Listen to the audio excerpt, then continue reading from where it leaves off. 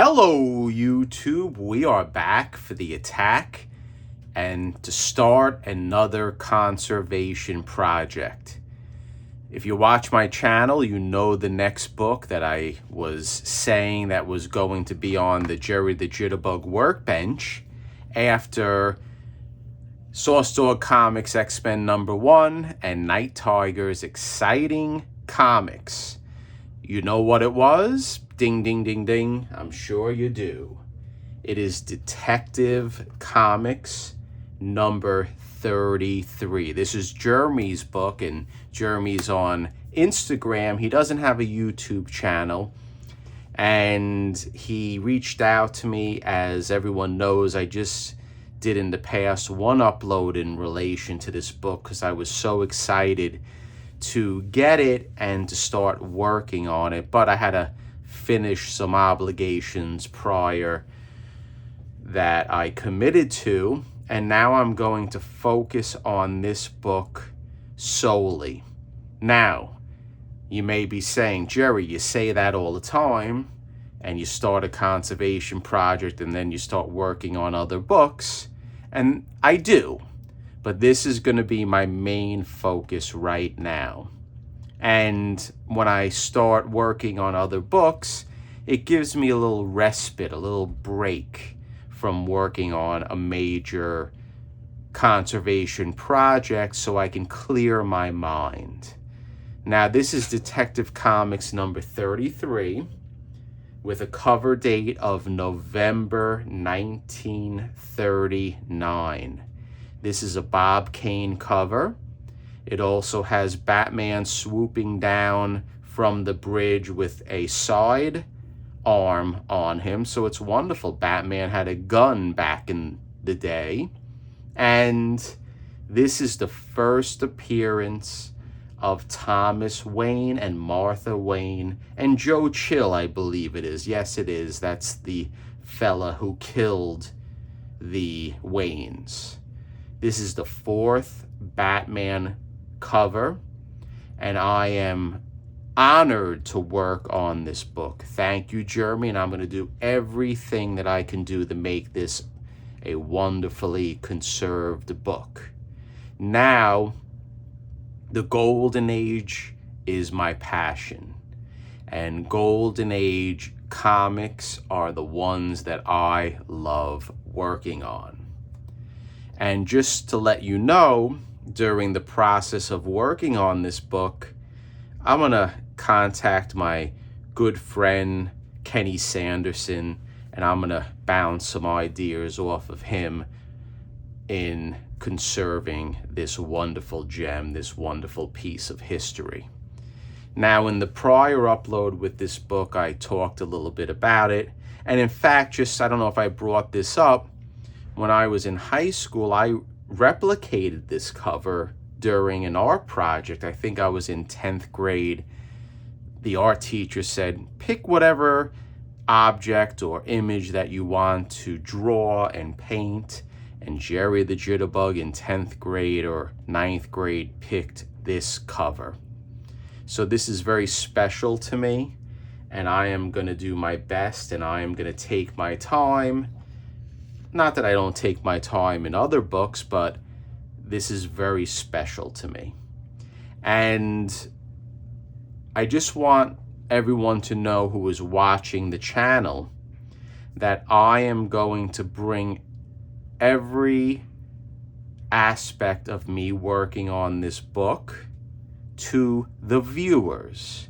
I am going to show in real time what I do to work on a Golden Age book, especially a Golden Age book of this caliber.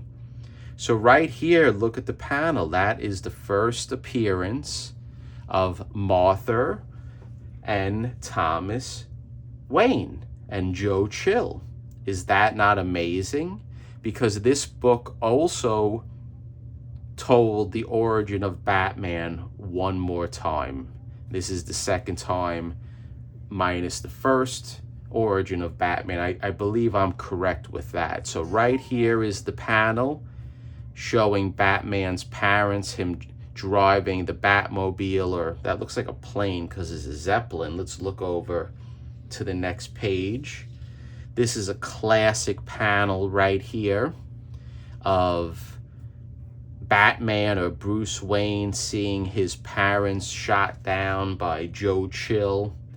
And then if you flip it around, you see Batman or Bruce Wayne crying, praying, becoming a scientist, lifting weights. And then this is the classic panels of Batman or Bruce Wayne, let's call him Bruce Wayne, sitting at Wayne Manor. Then a bat comes in, and there you go, there's Batman. So we have a lot of bug chew, as you can see. There's a tremendous amount, and we're gonna have to fix all that. So the interior pages are going to have to be leaf casted. There's also going to have to be tear seals. And right here we see a major rip on the bottom of this panel. So there's going to be leaf casting. It looks each page and tear seals. And we're going to do it. Also, I can feel the pages, and the pages definitely feel a little rough. And for me, when I feel a little roughness, they can definitely benefit from a deacidification. And I'm going to do a deacidification, and I'm going to use a different chemical. I am not going to use calcium hydroxide as I used in the past. We're going to use a different chemical and a different process, so stay tuned for that. I love it, and I think this is what this upload's going to be, guys. I know the prior one I thumbed through the book, but I think this upload is going to be me going through the pages and just discussing my mindset, what I'm looking to do, what plans I have for this book, just to relish this wonderful piece of history. Here you go, Bruce Wayne smoking the pipe. He was a cool dude back then in his Hugh Hefner bathrobe. I'm sure Hugh Hefner got his classic red bathrobe from Bruce Wayne. I bet you can do some research and you can find that answer. Here's Batman before the Batmobile, driving this classic car from the 30s. Him putting his Batman uniform in a chest. And this is just a wonderful, wonderful book. So I'll thumb through it so everyone can see it as I can. If we read this guy definitely looks like Napoleon. I don't know if he's a descendant, but we'll just go through the pages so you can see the beautiful first story of this wonderful Detective Comics number 33. Now this bug chew is prominent throughout the spine, and I am going to first dry clean each one of the pages, the interior pages. When I'm done thumbing through this book, we're going to take the cover and we're going to take the back cover and we're going to put it in a bag and board, a separate bag and board. And I store my comic books in my, I have a tool chest that I keep it in. That's very clean, and I have a whole drawer with a lock that I keep the books in a big drawer in my tool chest. So then we're gonna definitely go over each one. We're gonna clean it nice, and we are going to leaf cast after we dry clean it. But before we leaf cast it, we're gonna do the deacidification. And we are going to make sure that each page is nice and clean, nice and functionable with the new leaf casting. And I'll tell you right now, and again, this is, as I said in the prior upload, it's just a second half to this page. So we'll put that to the side in the future. Now, when we leaf cast this book, I am going to basically spend the most time that I ever spent in any conservation project in trying to match the color as best as possible. We're going to take our time doing that because I want to do an awesome job for Jeremy, and I want to do justice for this book. And the leaf casting, we have to try to get that pulp as close as possible. You're never going to get it perfect. Perfection, don't fear it. You'll never achieve it, as one of my favorite artists says, Salvador Dali from Spain. You're never going to get perfection. And that's why each page, when you leaf cast, there's one side that looks a lot better than the reverse side, because when you try to match the pulp to the side that is not the side that you're leaf casting, you see right here, even if we wash the pages, there's different shades of brown, and you're not going to be able to replicate that.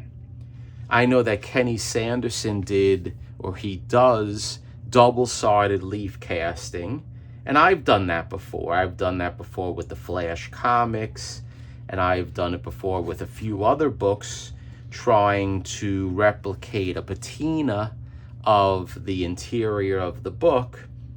Am I a fan of it? I am, but not really. What does that mean? You sound stupid. You are, but you're not? I'm not, because if you're going to conserve books, and this is the reason why, you're not hiding the fact that you're conserving the book. And when I went to France and I went to the Louvre, I had an epiphany where I said before in past uploads that when you conserve a book, you want to see the conservation. You want to know, wow, that is original, that is not original. Minus the one side that I try to do the best of the page. It's nice to flip over and you see that you can tell between the original and the new. And that's conservation. If you want to restore a book, which I might do for the Brave and the Bold 28, and I have a feeling I'm going to start working on that in conjunction with this book, because I'm oscillating up and down, back and forth, whether I'm going to do a full restoration or a full conservation with the Brave and the Bold 28, and I'm back to the full restoration. But it's one or the other. And the aesthetics of leaf casting a page that has bug chew, and we see right here the outer pages don't have a lot of bug chew in it, so that's good. And if you're looking to restore or conserve, I can leaf cast a page and I can take my artist brushes, or I can even take colored pencils, which I like to use in other projects, and I can make the leaf casting with different colored pencils blend right into the original. I can use cross hatching and slowly blend it in, or we can use pastels and slowly blend it in, and I can replicate to a high degree of certainty the existing pages. But again, what is that? That is not conservation, that is restoration. So what we want to do with this book is I want to do a minimal conservation. And what does that mean? What it means is if it needs conservation, we're going to do it. But if there's a page that has a little tear or a little small little chunk coming out of the page, I'm not going to leaf cast it. We're just going to deacidify it, and we're going to make it functionable. You don't need to leaf cast every little tiny little thing that may be missing from the page. It's just structural, in my opinion. Like right here, if you see there's a rip on the bottom, I don't know if the camera's picking it up, that right there, we're not going to leaf cast. that we will use Tengojo paper and methyl cellulose, and I will repair this tear seal like I did in Mike Nightiger's book, The Exciting Comic. And in fact, I went over that whole book page by page up in my kitchen, and I did the tear seals off camera. It took me about 3 hours to do, I think, if I recall correctly, each page. And I was able to do it faster because I wasn't filming it. But I promise, guys, with this book, I am going to show you each and every process that I do on the camera. Whether it's going to be a situation where it's going to be a time lapse, or it's going to be a actual time filming, I do not know yet. Now, this is the back cover, and it has tape on the back, on the spine. We're going to remove that tape. And what we are going to do is we, of course, are going to have to dry clean it. But this may need some lightening. And I'm uncertain at this time what method I'm going to use to lighten this. We'll see how it lightens up after I do the deacidification and dry cleaning. Now, this advertisement right here is very similar to the advertisement that was on the back of Mike Nightiger's Thrilling Comics. And I'm going to pull it out because it is sitting in Big Bertha, which is my press. It is my book binding press / copy press. And if we take it out, oh, and guys, by the way, I know there's a glare right here. Maybe we'll shut this off and this will help. But when I am done with the leaf casting, I like to put it in the bag and board, and I like to keep it open, the bag, and then I put it in the press. So look at that. This is a similar, let's take it out, because this is very important. This was the go-to advertisement for the early golden age. So this book, I believe, let's take a look. I think this book was published in 1941. This Detective Comics was published in 1939. But this typewriter, okay, must have been a really important thing back then, a Remington typewriter, a portable typewriter.